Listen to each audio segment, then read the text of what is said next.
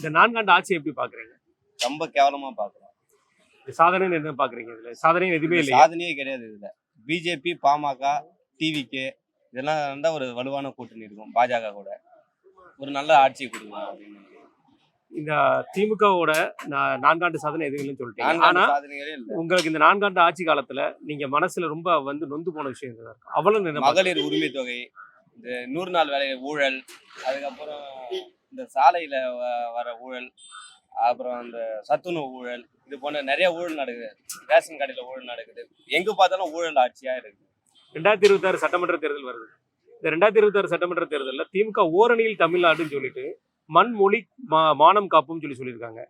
இது எப்படி பாக்குறீங்க? யார்கிட்ட இருந்து இது காப்பாங்கன்னு நினைக்கிறீங்க? யார்கிட்டயும் மானமே காக்க மாட்டாங்க.